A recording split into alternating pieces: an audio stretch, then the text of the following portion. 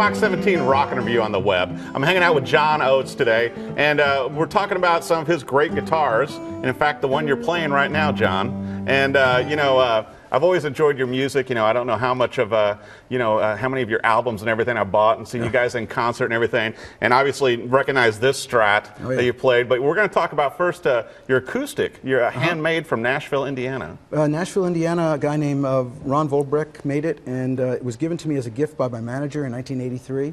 It had my name in huge abalone block letters, and I saw the guitar, I said, man, this is an amazing guitar, but I'll never play it because of that.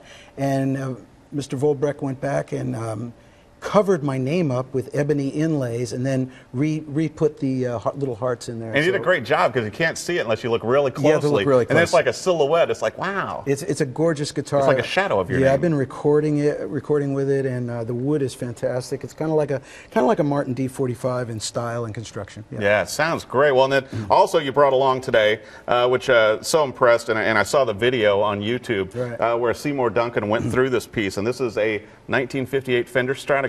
Yes, it is. That you've had since the early 70s. Right. And toured with it up until the middle 80s. Yep.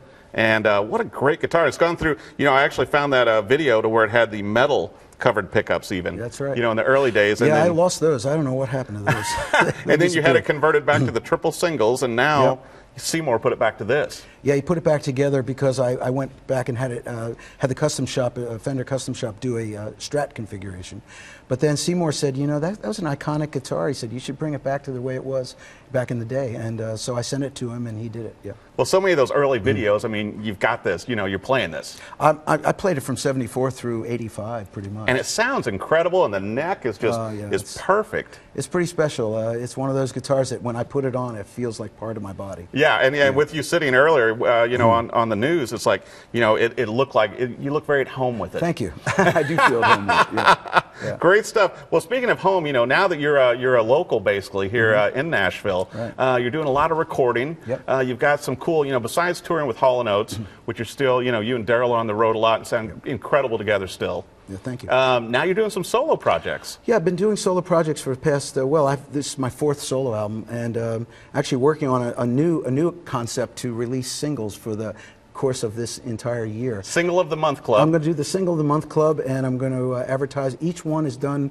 with a different producer and a different set of musicians, and it's been a real pleasure to be able to jump into people's worlds and see how they do what they do and bring whatever I bring to the table, and it's been great. I just did a song with Vince Gill at his house and recorded with Nathan Chapman and Tommy Sims, and just this list goes on and on. So it's been really fun because every project's slightly different, and so I can't wait for people to hear it. I think it's incredible. I'm looking forward to hearing it myself. And then also, you've got a local gig coming up this weekend in Franklin. Yep, I'm at the Franklin Theater on February 9th with Pete Huttlinger and Steve Mackey and Kevin McKendry and Near Z.